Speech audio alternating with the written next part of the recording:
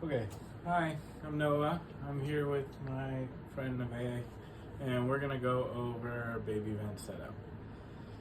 So, before we really get down and dirty into setting the vent up, there's a few things we like to consider first. The first and obvious one is our baby size. I usually just try to keep it simple, break down my babies into three main categories.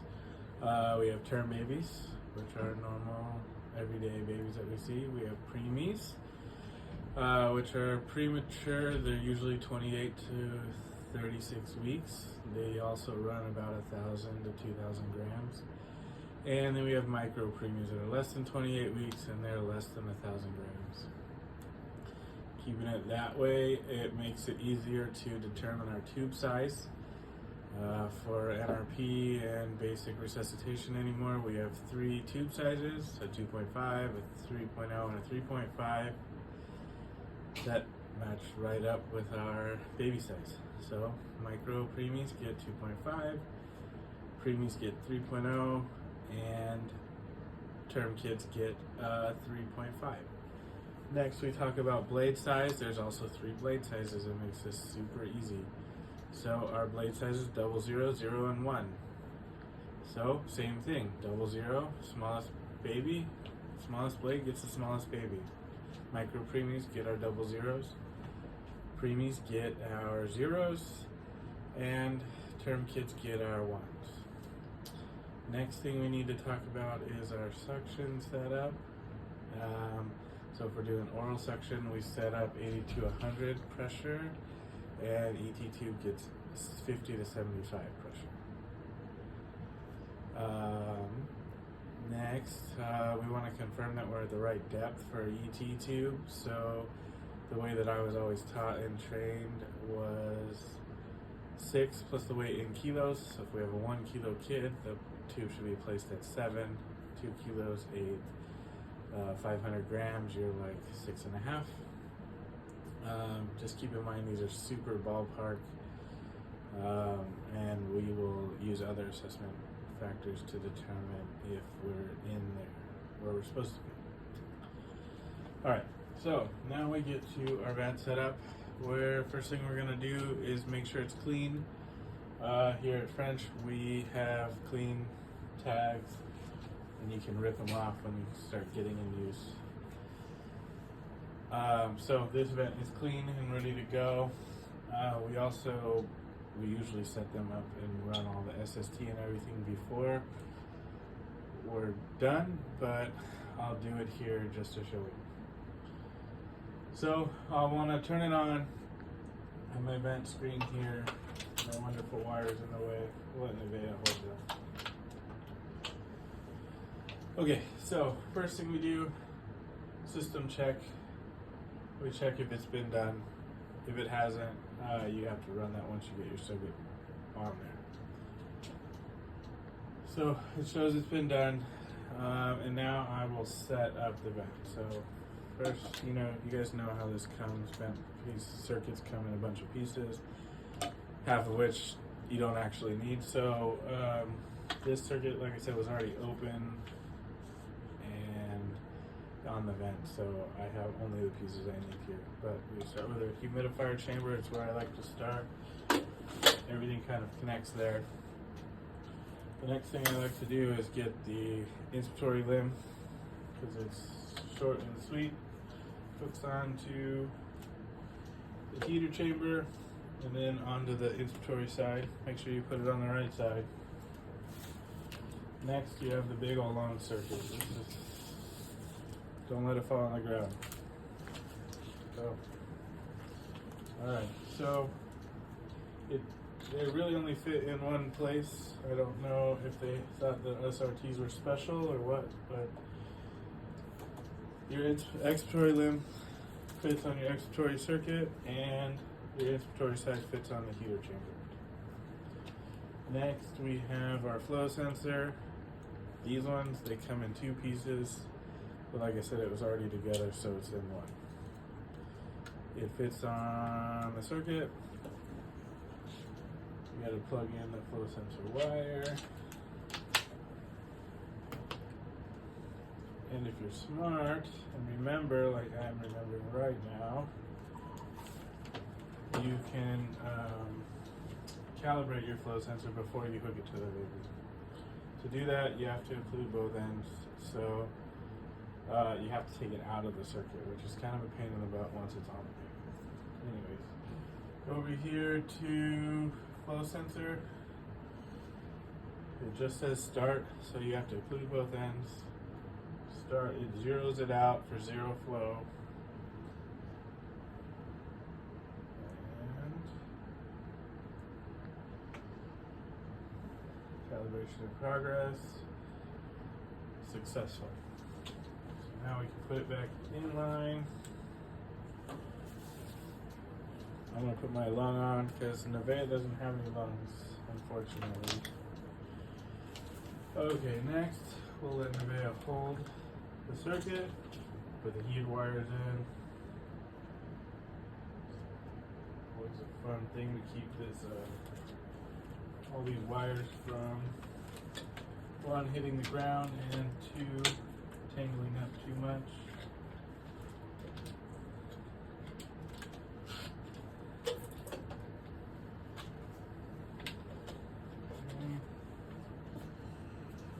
Plug it in. Coils. Alright. So now my circuit's on. Almost. Okay, circuit's on. Now we gotta run our SST.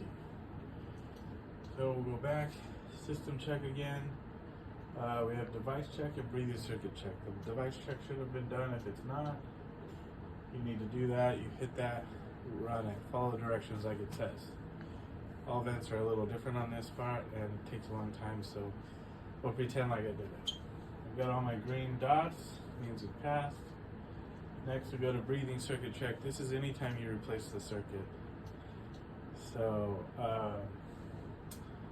you need to run this too. So the same thing, you hit start, follow directions. Super straightforward. Okay, once we get there, we want to double check our vent is plugged into all the right spots. Gas source back here, you can see, and plug it into the red outlet because that's our generator backup. Then I will check my vent settings. So we go here to vent settings, put in our good stuff.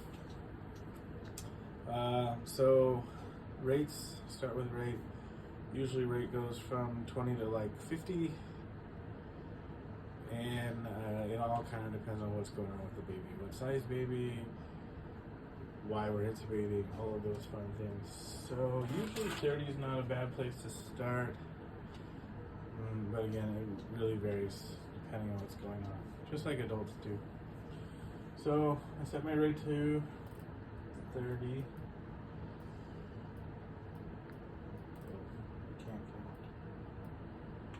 Okay. Tidal volume would be next. I like to set it at 5 per kilo, so you can do the math. Nevaeh is obviously a term kid, but her lung is hypoplastic, so we gotta go small with her. So I set her tidal volume at 6 just so I don't pop it. Eye time 0.35 falls right within that range. I really don't change it ever in practice unless things get weird, so it's a great place to start. Rate of 30, PEEP, usually 5 is where we start, and pretty much stay. It doesn't vary as much as adults do. And FiO2 you set to at or slightly above where you were when you were banging. Okay, once we're all set, close this out. On the Draeger, you can actually set the patient's weight and it'll help you calculate mLs per kilo. Start ventilation. Alright, so we'll get going here. We'll let it start. I'll also set some of my alarms up while we're waiting for the vent to settle in. The alarm screen. Alarms, I was always taught 20% above and 20% below. is where we set them, so that's usually where I go. The Draeger itself only has a couple of alarms to set, so it's nice. Our minute volume, probably want to wait a little bit longer before we set that because we haven't quite settled all the way in. But we can set our respiratory rate. You can, whatever the baby's breathing. This is really just a high rate, so we'll set it about 20% above. Obviously, the lungs only breathe in 30s, so we'll set it to 40, which isn't exactly 20%. For you mathletes. Alright, so minute ventilation, we've kind of settled in a little bit. It is showing 0.17, and it actually shows you right here too. So we'll go down 20%, which is like 0.15.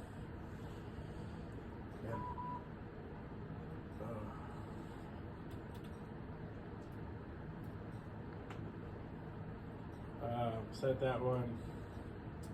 High minute ventilation, same thing. So if we're 0.18,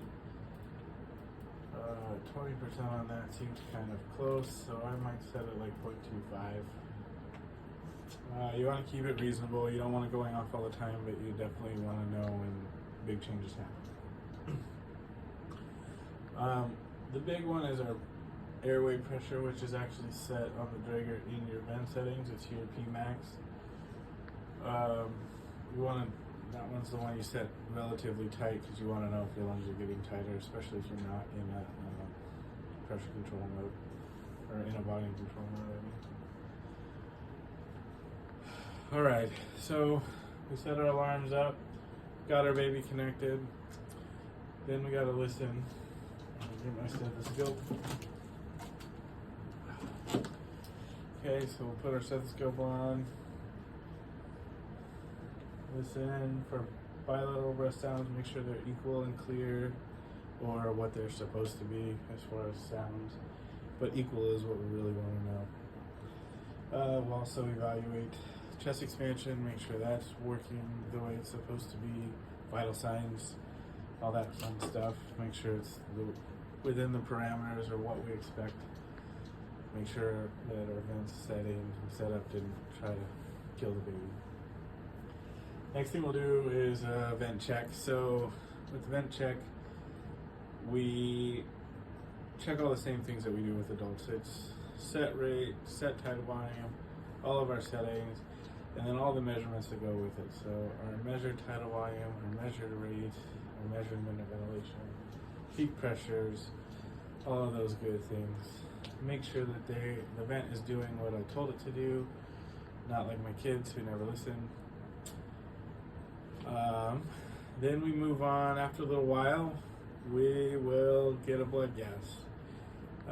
Probably before the blood gas actually happens, we will get a chest X-ray to confirm tube placement. So you got to order that. Even though more than likely I placed this tube and it's very obvious that it's in the right spot, insurance and lawyers believe that pictures are worth more than words. So we got to take a picture of it. Alright, then we get our blood gas. It's been like an hour. Hopefully you have a TCOM going too, if that's what your place does. If not, you'll just have to rely on your gases and gassing. So with our blood gases, really it's kind of different than what you're used to because neos, we let them be a lot more acidotic and hypercapnic. So we're looking for pHs just over 7.25. And CO2 is technically 35 to 55, but if I have a baby on a vent and they're on a set mandatory rate and their CO2 is 35, that rate is turning down quite a bit. So keep adjusting that. Obviously PO2, that still runs the same, but it depends if you're getting a capillary gas or a venous gas or an arterial gas, because in the neo world, we really do any one of those. We take whatever blood is given to us. And I think that's it. So after I'm done, ready to leave, I'll wash my hands and move on to the next one. Okay, thanks.